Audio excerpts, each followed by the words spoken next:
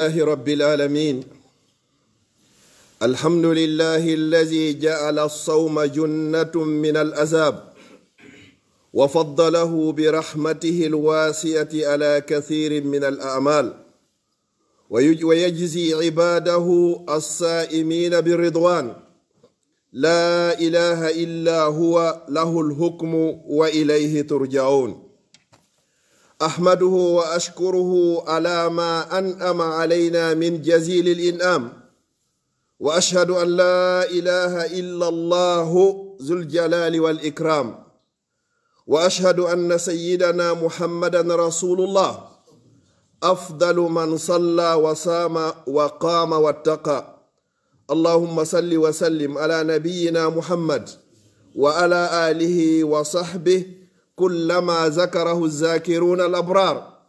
اللهم صل على محمد كلما غفل عن ذكره الغافلون. اللهم صل على محمد ما تعاقب الليل والنهار. اللهم صل على محمد ما دامت السماوات والأرض. يا عباد الله، اعلموا أنه نزل بساحتكم شهر كريم وموسم عظيم خصه الله سبحانه وتعالى على سائر الشهور بالتشريف والتكريم، وفرض صيامه على المؤمنين، وأنزل فيه القرآن الكريم. فقابلوه يا عباد الله بحسن القبول. هذا شهر رمضان الذي أنزل فيه القرآن هدى للناس وبينات من الهدى والفرقان، وقدموا فيه من الخيرات والإحسان. قال سبحانه وتعالى: وما أنفقتم من شيء فهو يخلفه وهو خير الرازقين. مسيب جلب تدو بتدير بالإسلام باوين يتودي الله أو بجو سنيدو وودو مرون كتاوية تيدو الله ممارا ديمو ممارا نندو no miijorɗamo o harayna non o woniri. hiɗen yetta allah subhanahu wa ta'ala o waɗanɗo en korka wo horugol wonante heedode hakkunde ma an e yiite ngen. O waɗani en kadi ngol korka horugol ngol yurmede e nder muɗum tawata moƴƴere ko wala e nde e nder muɗum haray ko sowete ɗum. O yoɓay kadi jiyaɓe makko horuɓe ɓen sabu yafagolɓe. hiɗen seedo wondema ala wo reweteɗo e goonga nafa rewɗo lorra mo rewari sina o wiyeteɗo allah subhanahu wa ta'ala. en yettimo e dow nemaji makko ɗin tawata en wawa andugol ko ɗi jelu. hiɗen seedo kadi wondema o muhammad sallallahu alayhi wa sallam ko nelaɗo makko, ko jiyaɗo makko, ko allah muhammad nelaɗo sallallahu alayhi wa sallam ko kanko ɓuri e tageefo ngon fop. kala on juuluɗo ma hoori ma huli allah ma itti sadaka. yo allah juulu e makko fodde kammo e leydi no duumi. yo allah juulu e makko fodde jemma e ñalorma hino waylitade. yo allah juulu e makko fodde juuloɓe e makko no juulude e makko. yo allah juulu e makko fodde welsindiɓe e juulugol makko hino welsindi. ilamu ya ibadallah, wo ko en andu e jiyaɓe allah o ari e meɗen lewru teddundu, ko ɗum woni lewru korka. e nder lebbi 12 ko ndu lewru ɗo ɓuri e teddude, ko ndu ɗo ɓuri e moƴƴude. wa mawsimun azim, fewnɗo ko tereti on ni moƴƴere hu gotum kum waɗɗa ko soweteɗi e muɗum nde laabi 90. khassahu llahu ta'ala ala sa'iri shuhur bitashrifi wattakrim. allah ɓurni lewru suumaye ndun e dendagal lebbi ɗin fof sabu teddingol ndu e mawnungol fi mayru. ko adi waɗugol e mayru. wa farada siyamahu ala almuminin, o farliyen hooru ndu lewru ɗo, ko ɗum ɗo woni aranun ɗum ko waɗi e mayru. ɗiɗi wa anzala fihi alqur'anul karim, o teddiniri ndu lewru ɗo kadi tippingol deftere allah nden e nder ndu ɗo. wo faqabiluhu bi husnil qabul, wo jaɓɓore lewru suumaye wondude e weltare, wondude e welo welo. woɓɓen hooridu no rowani, hikka en wawari hooridude na fuɗɗiɓe ɓen kadi fof woni ko timminoyta. yo allah okku en timmode mayre. haray hande nde ñalande wonɗen ɗo ko nde ɗo woni jumare aranere nden e nder nde hitande ɗo e lewru suumaye 2025. allah holli en jumare aranere nden yo hollu en kadi timmonde ya rabbal alamin. haray allah subhanahu wa ta'ala tippini e ndu ɗo وهذا شهر رمضان الذي أنزل فيه القرآن. ɗum non tun yoni ndu teddungal qur'ana on deftere allah den koye mayru woni ko tippina hudan linnasi wa bayyinatin min alhuda ko nde peewal wonande yimɓe ɓen fof ko nde ɓanganduye kadi haray nde alqur'anare kadi ko nde wiyete alfurqan sendidirde nden gonga e ferande kala faalaɗo yi'ugol gonga yo jekku qur'an kala faalaɗo yi'ugol gonga yo joggito sunna kala faalaɗo malede aduna e lakara yo jokku alqur'ana e sunna nelaɗo makko sallllahu alayhi wa sallam wa gaddimu fihi min alkhayrati wal ihsan woyen waɗu moƴƴereji boyi e nder ndu lewru ɗo fi honɗum goto e meɗen mara garanti suumaye arowo kadi tawoyde kadi allah subhanahu wa taala wadari wama anfaqtum min shay'in kala wo ko sakki ɗon kala wo ko dépense ɗon immorde hunde fa huwa yukhlifu allah lontinanayi on tentininon ka nder lewru suumaye ɗo wa huwa khayru rasiqin ko allah woni ɓurɗo e moƴƴude e arsikoɓen kadi yo allah arsike en arsike laaɓuɗo ɗuɗuɗo dagiɗo har ko waɗaɗo barke ya ibadallah haja shahrun awaluhu rahma wa awsatuhu maghfira wa akhiruhu itqu min annar wa in kana ba'du ulama qad da'afu hadha alhadith nelaɗo sallallahu alayhi wa sallam ɓe maki wo sappo aranoɗen e nder ndu lewru suumaye wo ko yurmede wo sappo hakkundeje ɗen wo ko yafanede bakkatu wo sappo sakkitoroɗen ko rinɗinede e natugol yiite haray karamakoɓe goo no sellini hadis on woɓɓe no inni hadis on haray ko lowɗo ɗen toro allah noon yurmede yo allah tippin e meɗen yo yaafo en bakkatuji meɗen yo rinɗin en kadi en fof meɗen e natugol yiite jahannama man samahu wa qamahu imanan wa ihtisaba hufira lahu ma taqaddama min zambi rawahu lbukhari wa muslim nelaɗo sallllahu alayhi wa sallam e maki kala faalaɗo yo bakkatu ko ardinɗa kon foppo yo yaafe wo ko ya horu leyru suumaye wo kala horuɗo suumaye wondude e gomɗinal hiɗa habbi baraji ɗin ka allah wona fi hersugol yimɓe ɓen ko horiɗa ko imanan wahtisaban woni ko horirɗa wo hufira lahu o yafante ma taqaddama min zambi dendangal ko ardinɗa e bakkatuji ma e riwaya goo man qama ramadan imanan wahtisaba hufira lahu ma taqaddama min zambi kala dariɗo kadi naafi lewru suumaye ndun ha ndu lanni yo andu bakkatuji makko ɗin haray ɗi yafama wa fi rayatin man qama laylata alqadre imanan wahtisaba hufira lahu ma taqaddama min zambi kala wurnituɗo jemma laylatul qadri on yo andu haray bakkatuji makko ɗin haray ɗi yafama haray piiji tati no ɗo si a falama yo bakkatuji maɗin yoɗi yaafe ko ya waɗuɗi go'o ko ya horu lewru suumaye ndun ɗiɗi haray ko ya naafu tati on ko ya wurnitu jemma laylatul qadre kala waɗɗo ɗiɗo yo andu bakkatuji makko ko ardini kon haray ɗi yafama أيها المسلمون ومن أدى فيه نافلة كان له مثل ثواب الفرد وأجره كلا وقت فريلا غوتو كلا وقت كان سنة غوتو إنير لورو سوما ينون كو إنير يكون سنة مثلا ساناتيك جولي رؤيا دار ديدي أدو وقت أون ماسو سلمناما ودنو بيتي سنة كلا سنة ودا أدو إنير لورو سوما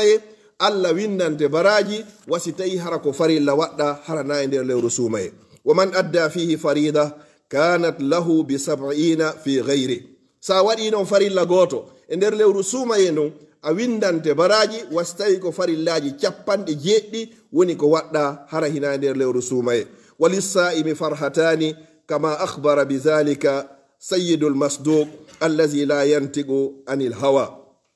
qala alayhi salatu wassalam للسائم فرحتان فرحة عند فطره وفرحة عند لقاء ربه في الجنان نلا صلى الله عليه وسلم ماكي حديث سلودو no wodani neɗɗo horuɗon ko wiyete welo weloji ɗiɗi weltagolde laabi ɗiɗi si tawi goɗɗo yehi ha hewti ka huntoto ɗon wallahi haray himo welti futoro heewi goɗɗo kadi ɗum nde weltare ɗon nden ɗon e welugol ma koko weltotoɗa ko ñande daroyɗa yeeso joomi ma haray ko ɗum ɗon woni ko ɓuri e mawnude ñande allah subhanahu wa ta'ala yoɓoy ma joddi ko horunoɗa kon yaqulu nabi sallallahu alayhi wa sallam man sama yawman fi sabilillah zahzaha allahu wajhahu anin nari bi zalika al yawmi 70 kharifa hara ko ñallal goto goɗɗo hoori hara ko ñallal hara ko sunna kadi hara na farilla dey allah woɗɗintino yeymo woɗɗintina yeeso makko ɓandu makko e natugol yiite jahannama embere ka yarete duuɓi 90 lakara ɗum ɗo noon hara ko duuɓi lakara ɗen andi noon inna yawman inda e rabbika ka alfi sanatin mimma ta'uddun ñallal gotal lakara no fotawa duuɓi wulure ka adna ga joni noon sa hoori ñallal gotal pet a woɗɗitoyke natugol yiite jahannama embere duuɓi gulu 90 ko no sikkuɗa ɗum non hara ko sunna horɗa si tawi non hara ko farilla woni ko horuɗa. As-sawmu junnatun min al-azab. Ya ibadallah taqarrabu ila allahi wad'uhu khawfan wa tama'a inna rahmatallahi qaribun min al-muhsinin. kono yo jiyaɓe Allah ɓattore Allah noddugol mo wulla e makko toromo Allah yafalan Allah accanan Allah yafolan bakkatuji anni khawfan wa tama'a hara hiɗa huli bone bakkatuji ɗi waɗɗa ɗin kono hara kadi hiɗa jorti yurmede makko nden Allah subhanahu wa ta'ala ko yafotoɗo ko shadidul igabi kadi kono ko ghafurur rahim himo satti lette kono ko yafotoɗo kadi inna rahmatallah no yurmede Allah nden qaribum hinde ɓatti e hommo non minal muhsinina e ɓen moƴƴinayɓe ɓen nafayɓe ɓen hoorayɓe ɓen ittayɓe sadaka ɓen janngayɓe qur'an ɓen huntinayɓe horuɓe ɓen yamminayɓe alyatima ɓen moƴƴotoɓe ɓen ɓe sonnaɓe mum tawata mara moodi hay hunde ko kipa ɗum ɓen janngayɓe qur'an jemma ɓen immotoɓe wurnita jemmaji ɗin ɓen surrayɗo neɗɗo fokkituɗo wirtagol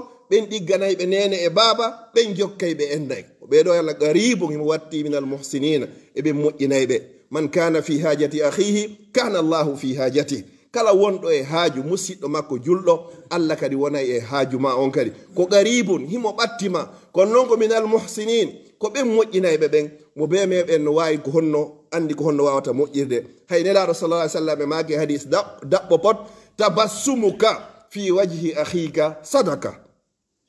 tabassumuka fi wajhi akhika sadaqa hay ko goɗɗo fottata e musidɗo makko julɗo o mosanamo hara himo welti ko yimo kon o andi oɗo himo e jam o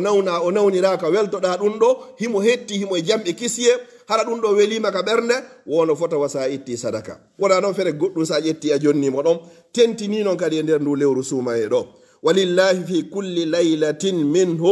bi 700,000 atiqin min annar جعلني الله وإياكم من أتقائه من النار في هذا الشهر الفضيل ولله نودني الله في كل ليلة منه إكلا جمع إندرندو لو رسوما يدو ب700,000 guluji cappa guluji temeɗɗe jeɗɗi atiku rinɗinteɓe minan naare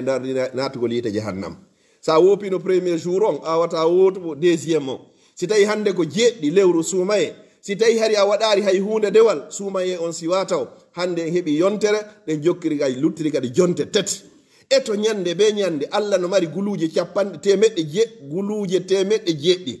rinɗinteɓe natugol yite jahannama yo Allahu on dandalan danda kala julɗo tawata e suumaye yahay ha lanna a tawaka hay e goto e ɗi jemmaji ɗo o inari ko jemma goto walillahi fi kulli layla minhu ay min shahri ramadan 700,000 atigum minan nar rinɗinteɓe ko honɗum goɗɗo wurnitirta jemma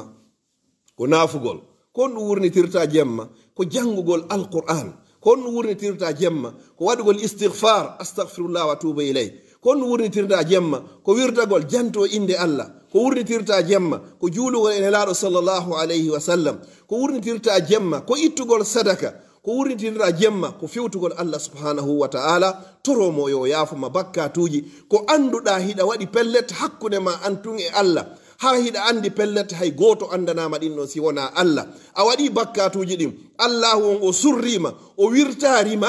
ka o yiɗuma ko ɓayhimo yiɗuma haɗi o wirtama joni noon fewtumo hande kadi inna Allah mi torikema accanan mi fillotako ko mi waɗi ɗo walillahi fi kulli laylatin minhu 700,000 atigu min annar وفي آخر ليلة من شهر رمضان يؤتق الله بقدر ما مضى كما جاء في بعض الأخبار سبحان الله ñande be ñande Allah rindina e guluuje temeɗɗe jeɗɗo naataynoɓe yiite watte naata e aljanna dernier jour on noon e nder mois de ramadan on si innama janngo ko iidi haray Allah rindina yeru ko rindino kon yogannema go o suumaye ha ñande suumaye o lanni wona waɗum ɗon e on jemma sakkitoro ɗon hara na e goɗɗo maapo yo nde ñande kañum tigi on ko honno iidi nin ardata ko ya andu sa woopi ha nden ñande ɓe hari ko guluuje temeɗɗe jeɗɗi 700 hari Allah rinɗinta 700,000 Allah rinɗinta joni wa fi akhiri laylatin min ramadan yu'tiqu llahu biqadri ma mada min awwali ramadan ila akhiri ramadan kama jaa dhalika fi ba'd al akhbar وفي كل ليلة فيه المقبولين min annari ila aljanna allah no wodani kadi nyande be nyande be o jabata o ittabe ka yite o nattabe kadi haray ka aljanna. Ya ibadallah, Allah subhanahu wa ta'ala on nodda jiyaɓe foppo inna hal min da'in wa fi kulli laylatin minhu yaqulu rabbuna azza wa jalla qa'ila hal min da'in fa ujiba hal min ta'ibin fa amhu anhu al-awbar aw az-zunubi wal khataya. Qala subhanahu wa ta'ala fa amma man taba wa amila salihan fa asa ulaika an yakunu min al-muflihin. Ja'alani Allahu wa iyyakum min al-muflihin. Amin amin ya rabbal alamin. Nyande be nyande e jemmaji din Allah o nodday goto be e meden o noddira mo inde makko ne ene hida mari bakkatu toroda lammi yafoma ene hino wodi ko falada toroda lammi okkama hino wodi ko huluda toroda lammi dandama nyande be nyande Allah iway ka kammu jedda bo ara hawo kammu hikkido en do wa dhalika fi kulli layla dum ko nyande be nyande hida mari bakkatu fewtu Allah hida mari haaju fewtu Allah no wodi ko huluda fewtu Allah kala faaleji maɗen fewtu rabbu samawati wal ard. Allah subhanahu wa ta'ala kanko himo hersa jiyaɗo makko o wantata juuɗe makko ɗen o fewtina Allah okkan ɗum ɗo dandan ɗum ɗo waɗanan ɗum ɗo Allah ronkama jonnude ko faalaɗa ko. Allah subhanahu wa ta'ala ko karimum ko tedduɗo. Ya ibadallah, wa tuftahu fihi abwabul jinan wa fi shahr ramadan tughlaqu abwabun niran wa tuftahu fihi abwabu الجنان. وفي الحديث عن جابر بن عبد الله رضي الله عنهما قال أوتيت أمتي في شهر رمضان 5 لم يؤتهن نبي قبلي. نلارو صلى الله عليه وسلم ماكي الله أوكي مفتن نلارو صلى الله عليه وسلم كاليو رسومايي دو بيجي جوي هاي غوتو أوكاكا إن دون أن بابي أديب دين فوكدي. فإنه إذا كان أول ليلة من شهر رمضان نظر الله تعالى إليهم ومن نظر الله إليه لم يعذبه أبدا. سبحان الله. كبوري يفوتو دي كونفو جمع أرانو أون جمع جسومايي الله سبحانه وتعالى أون دار جيا بمكو بين هراكو دار دي يرميني كلا نمو الله أون دار دي يرميني أون ولتا تامو هندكاري بوما دندوكو أوكا دندوكو مفتي محمد صلى الله عليه وسلم من نظر الله لم يعذبه أبدا. ثانيا إن خلوف فم الصائم أطيب عند الله من ريح المسك. هراي كو بارغول هوندو كو نيدو كو هوري كون كو اوكوتو كون هراي انين ان ييدا في هونو ان هوندو كو ماكو كون هراي هينو لوبي كون كو لوبي دون دون دون هينو قراني الله e di parfum wiyetedo misk hara ko parfum burdo urude on hande kadi ko dum do welata Allah subhanahu wa ta'ala sabu ko hori kon wotatiyon inna Allah subhanahu wa ta'ala yuzayyinu jannatahu kulla laylatin lis-sa'imin. Nyande be nyande Allah dekoray aljanna makko on fi horube decoration wada nodo on no parirno mo non ka jemma arano e sumaye na on o parirtamo ka jemma didabo ko parira ko jemma didabo na dum parirte kadi ka jemma tammo dum ko nyande be nyande ko okka don ko mofte Muhammad sallallahu alaihi wasallam iza kana akhiru laylatin ghafara Allahu lahum jami'a fiyaho inon ha jemma sakkitoro on e lewru sumaye be horu nobe nafi itti sadaka jangi alquran insini tubirutti in ka Allah janti inde Allah wirdi diggani nene baba jokki endan jemma sakkitoro on o jafoto be do fo iza kana akhiru laylatin ghafara Allahu lahum jami'an ay ghafara Allahu li jami'i as-sa'imin ja'alani wa iyyakum min haula. Qala rajulun min al-qawm ahiya laylatul qadr أهي ليلة القدر يا نبي الله؟ فقال النبي صلى الله عليه وسلم لا.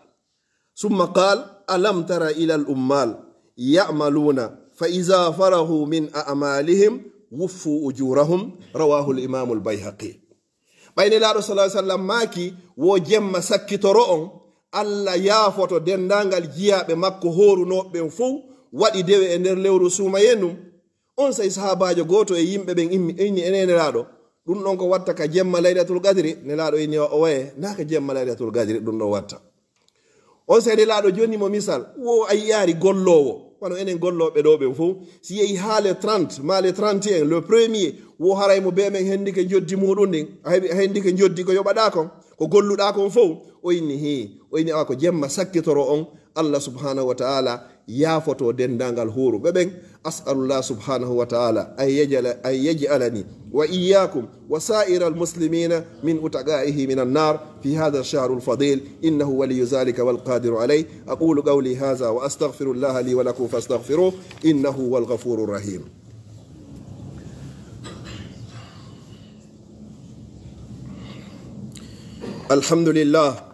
الحمد لله الذي بنعمته تتم الصالحات.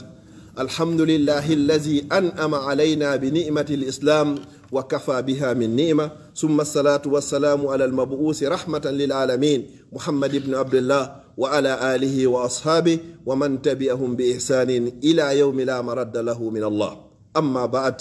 أسأل الله سبحانه وتعالى هي هذه أولى جمعة من شهر رمضان أن يجعلني وإياكم من أتقائه من النار، وأن لا يفرق هذا الجمع المبارك إلا بذنب مغفور وسعي مشكور وعمل متقبل مبرور، وأن يتقبل منا صيامنا وقيامنا وسائر أعمالنا إنه ولي ذلك والقادر عليه. musidɓe julɓe tedduɓe ɓaawo yettude Allah laawol ɗiɗaɓol ɗi moƴƴereji ko nanɗen hino wowlaɗo fappo e nder ndu lewru suumaye. hakkunde horgol Allah yaafama dendangal bakkatu, hakkunde naafugol Allah yaafama dendangal bakkatu ko ardinɗa, hakkunde ittugol sadaka ɓurɗo moƴƴude on ko waɗaɗo e nder lewru suumaye, janngugol alqur'ana harfu goto mo jannguɗa a windante baraji 90, hakkunde ɗiggangol nene e baaba, huntingol horuɓe, waɗugol astaghfirullah, jantagol inde Allah, toragol Allah, ɗum ɗo foppu ko wonande yimɓe ɓe taƴodira. kala anduɗo no taƴodiri e goɗɗo a tawaka e ɓeɗo. Allah ina terte ɓeɗo ha tuma nde ɓe tuggidiri wop no tawa e ɓe yafatake ɓen fo yimɓe taƴodirɓe hara hay sabu suumaye on goto e maɓɓe wawari yarlade yaafo sabu teddugol ndu lewru ɗo tippito fiyoɓe moƴƴinti. oɗo tawaka e ɓeɗo. kala tenen e alkamisa Allah yafoto dendagal bakkatu jiyaɓe maɓɓe ɓen fo si wona yimɓe taƴodirɓe. Allah ina e ɓeɗo terteɓe ɗon hatta yastaliha. joni noon si tawi fi ɓantugol balaje ko wiyete ko mawnintinare ko mi woni min fi innugol tun ko mi wowli kon pellet ɗum ɗon ko luttitanaylan luttitantama ko wowli kon a wakkilike nde moƴƴere ko woni e ndu lewru ɗo kon fop wuura e ɗum ɗo ha lewru ndun a anda pellet si suumaye aray ɗo ngo tawete wakkiloɗa ɗum ɗon fop hara a wawari inude oɗo assalamu aleykum moƴƴintinon itta konnago ko woni ka nder ɓerdema andu sa mayi e ɗum ɗo ko wonɗa horde kon Allah hajaka e muɗum. Allah hajaka e ɗum ɗon few. haray korka ma ko korka ma, julde ma ko julde ma, sadaka ma ko sadaka ma, ha tumane moƴƴintinɗa an e o musidɗo ma ɗo julɗo. musidɓe julɓe tedduɓe haray koye watta hakkil taƴodirgol ko hunde harmude, ko hunde harminade ka nder diina l'islam. julɓe ɓen ko toroto kon ɗum hewtoytama fi honno si yimɓe ɗiɗo haaɓi haray goɗɗo bonnama, si tawi ko a woni ko bonna tippito, si tawi ko a woni ko bonni toro yaafuye. wata etto yaha lakara yawmal qiyama hara ko moƴƴereji maɗi woni ko ƴettoyte jonno e goɗɗo sabu innugol tum men naɓay ha men ɓaara alaka ɓaaroyo ɗon hay e nokko sinaka nder yiite jahannama. sa ittike ɗo ha an e goɗɗo mo maydi ɗo ɗon taƴodiri haray ko wiɗoɗa gon timmi on ɓaaroy to yiite jahannama. fiyon ɗum Allah hajaka e moɗo. si tawi a yafaka e tenen, a yafaka e alkamisa, suumaye kadi ari ha yehi tawi hiɗa luttiti e bakkatu nelaɗo sallallahu alaihi wasallam makuno yoɗo luttoy ka nder yiite. jibril wi o luttoy ka nder yiite. si tawi noon tefanoyɗo yeyma on yawmal qiyama oɗo inni ya luttoy toon haray ko honno waɗoyta yawmal qiyama. musidɓe julɓe ɗum no heewi. ayyay woɓɓe no taƴi nene mum, woɓɓe no taƴi baba mum, woɓɓe no taƴi hara ko sonnaɓe woni ko taƴodiri ma aden e weldiɗɗo muɗum noon taƴodirani pour ne rien de tout. tippito musidɗo julɗo tedduɗo ñande yiiɗa nawnare nangima tawi ɗo innama docteur ɓe innima on peut rien faire, hande kadi hay hunde men wawata wadde. fewno ɗon kala ɓe taƴodirɗa fo sa hayɗa faala yo moƴƴindi par ce que a andi teppere wotere tippoyi lakara ko wotere luttirɗa e aduna hara ya falaka yawde on alhaali ɗon. joni noon mayde nden hinde wowma nangude qul innal mawta allazi tafirruna minhu fa innahu mulaqikum. on fottay e mayre hara ɗa iwri skarbek hinde iwri laake on fotton ɗon ɓeyna ko joni ni ɓe tippi ka hoore mimbar ɗo ɓe yalti ɗo tun ɓe yaniɗon ɓe maayi no tawa e mandeji dargal sakkitoɗin almawtul foja ko wiyete kon crise cardiaque yana ɗon tum maaya ɗon hara tigi tigi hay hunde nawnare. et la vie continue. wallahi summa wallahi simi yani do joni mi maayi dum hatta hunto don on hunto to moboniron comme si rien n'était hara do nyamore do wullade do wullude don ma wullinkino don la vie continue haray ko awoni ko perdi musiddo jullo teddudo tippintin horema man tawada alillah rafa'ahu Allah wallahi summa wallahi ko delaado maaki wo kala tippitido hara ko fi Allah woni ko tippitori Allah bante fi makko so ndari qur'ana on fop bakkatu ngotum pet kun iblisa wadi kun Allah halkimo ila yawmil qiyama ko wiyete mawnitinare al kibru la yadkhulu al janna nela rasul sallallahu maki nato ita al janna man kana fi qalbihi min mithqala dharratin min al kibr ko fotata e gabbun zarra e mawnintinare si woni e bernde goddo pelleto heboyta al janna si yimbe di non hibe tajoniri ko sabu mawnintinare den orgueil on ko dum hatta be mojjintina mo bayno ina men nabuno haado o sikkuno do kanko to arti e mba hebi baraji mo walnaadi honno ko be Allah nulaado sallallahu alaihi wasallam Allah inni o doddote yawmal qiyama ko no inni e hadithon man kazama ghaizan wa huwa qadirun ala an yunfizahu da'ahu Allah yawmal qiyama ala ru'usil khalaiq hatta yukhayyirahu Allah min al-hur al-ayn ma sha'a hida wayi yottade da wayi mo piide da wayi mo yennude do wayi tajondirde inna no mimmi acciri li wajhi Allah sabu on Allah joni do lan hakkil joni lan cellal joni lan gandal joni lan faamu joni lan teddungal o joni lan piiji din fo mi yafori odo li wajhi Allah yawmal qiyamati ko wadda do kanko yo yaw o wola kala ko faala men nabuno haado ko kanko to arti terto modon nyalande dargal sit fo daro ike dargal no wodi fewndo di gine fo nafo anduma hay fulbe nafo ma anduma siko pita ma labe ma mamu ma dalaba ma ko yin iwda hay ton nafo anduma yawmal qiyama non si daro yama jongande ma adinobe sakkitibe ko don Allah nodda ma karijo bi karijo banta hore hara fo inna odo kay ko fiyonu Allah noddani mo o inna amodu no tikkere yaafida goddo hari hida wawi yottade da wono ittude mone sa piye yenna on tajondira hida wono yaforda li wajhi Allah hande yawnata aljanna ko aldai hasibore ndara e nder hurul ayni ben kan nder aljanna yeru kala ko faala da sabu ko monjino da ko moy mede woni faala ka dum do mi toriki Allah subhanahu wa ta'ala kala wawdo wadoyde dum do yo Allah hokkumo aljanna mi toriki Allah kala wawdo tippito yaade nodda yaafino e mo bonni o hara ko awoni ko bonna ma bonnudo mon mi toriki Allah yo Allah ittamo kala ande mi toriki Allah subhanahu wa ta'ala yo Allah rindingen e natugol yite jahannam yo Allah okku en barki mawbe meden yo Allah yaafono e mawbe men fatibe be wurube yo Allah boyni duwen e mabbe mi toriki Allah subhanahu wa ta'ala wata ndu lewru yahu sina hara en fo e rinnama e natugol yite jahannama wassalamu alaikum wa rahmatullahi wa barakatuh